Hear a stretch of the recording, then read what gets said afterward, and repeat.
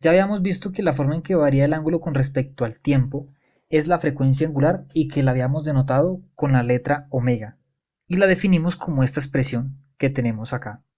Omega es igual a la variación del ángulo sobre el intervalo de tiempo que le haya tomado en hacer ese cambio.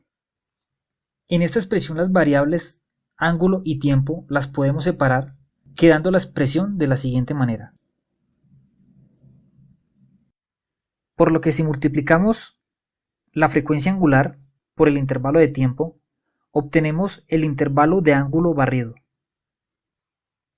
Para obtener valores mucho mayores que de θ, tendremos que sumar muchos de θ, que como ya habíamos indicado son muy pequeños, infinitesimalmente pequeños. Para hacer dicha suma, tenemos la operación integral. Integrando a ambos lados de la igualdad, la expresión queda de la siguiente manera. Podemos empezar a medir el ángulo desde cualquier ángulo inicial θ sub 0. Por ejemplo, allí donde está.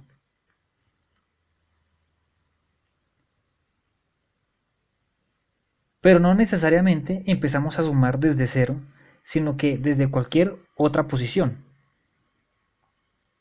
Para empezar a medir desde 0, tendríamos que poner el vector desde aquí, donde su ángulo es 0 con respecto al eje X, y empezaríamos a sumar o a calcular desde allí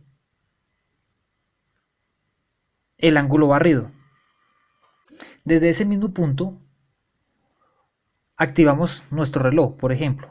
Si queremos empezar a medir el ángulo desde aquí, por ejemplo, activamos nuestro reloj y empezamos a medir desde allí el ángulo que vaya barriendo el vector posición.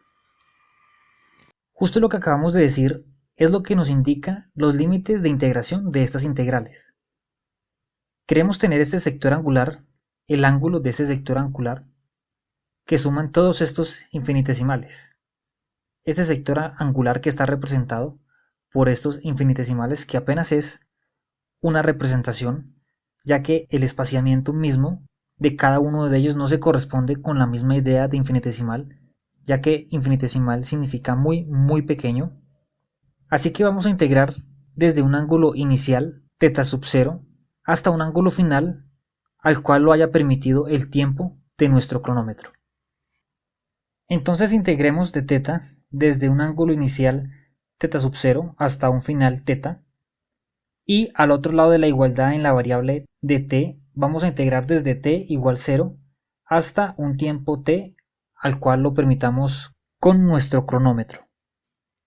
Efectuando la integración quedaría θ menos θ sub 0 será igual a omega, que es la frecuencia angular, factor de t menos 0, que sería el tiempo inicial.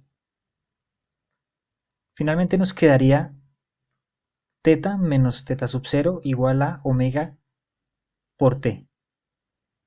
Esta expresión nos daría todo el sector angular que representan los infinitesimales en rojo, o este sector angular rojo.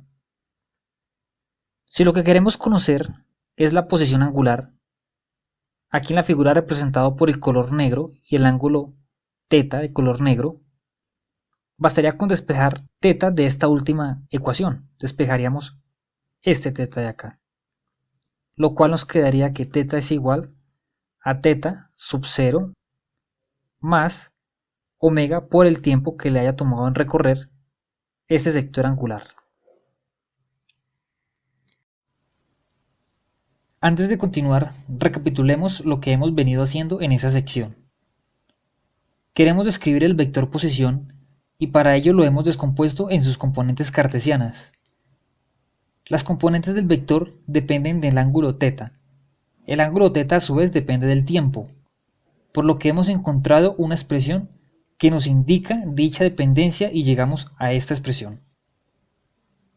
Este ángulo θ indica la situación instantánea del ciclo, por lo cual también es llamado la fase del ciclo, y el ángulo θ sub 0 es la fase inicial.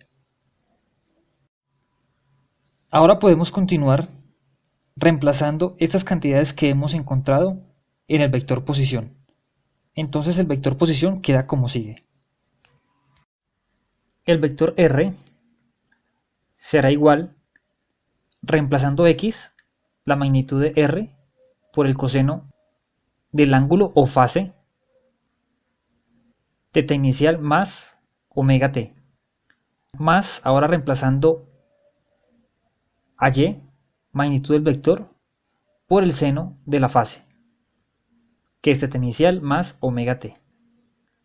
Y este sería finalmente nuestro vector posición.